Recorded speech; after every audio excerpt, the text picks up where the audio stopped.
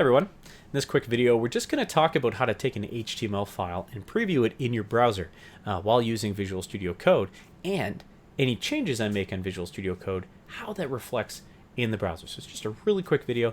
Let's jump in. So the first thing I'm going to do is I already have an index.html file here that I've created. Now I've created this with Visual Studio Code and I just kind of dumped it into the downloads folder. But if I downloaded this from the internet, that would also totally work. Now I'm going to go ahead and right click on this index.html and I want to open it up with VS Code. So I'm going to go to open with Visual Studio Code. Now I have a pretty looking Visual Studio Code. If you've watched any of my other videos, got a lot of kind of stuff going on here. But as you can see, it just simply says hi. There's no other tags in here or anything. But now I want to open this up in the browser. So I'm going to jump back in here and just double click on it and open it up in the browser, because I already had a copy of it open. And if I kind of look at these two beside each other, if I kind of put my editor here and I put my editor on this side, or if I better yet even full screen these two, because I am on the Mac, could full screen these, so maybe I'll do that. Full screen, and just go ahead and take this one and full screen it, and then put them together in one. There we go. Nice and simple, right? Now, what is happening right now is I'm seeing whatever I've typed into here is actually over here on the right-hand side. What I want to change for a second is I want to go ahead and make something that say something else. Maybe we'll say hello world instead. Pretty standard.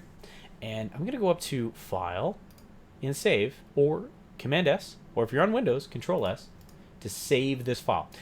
Visual Studio will actually tell me that it's not saved because see how this little white circle, this solid circle right there? Watch this. When I go ahead and save it, Command S, it's turned into an X. I know now that that file has saved. So as soon as I make a change, it goes to this. As soon as it's no longer different than the current version, so it doesn't need to be saved, it goes back to an X. So back on the right-hand side here in my browser, all I need to do is go ahead and click the refresh button, or on a Mac, Command R, or on Windows, Control R. If you have an F keys, you can even use F5, so that's all fine. So you can see anything I've made now on the left side is changing automatically on the right. So this is great because if I were to start to say, for example, make an HTML website, you know, add my doc type, for example, add my header, add my title, the title, sorry, maybe add my char set. And in another video, we can talk a little bit more about what each of these things are. And then, of course, add my body. And maybe put that in an H1. Right?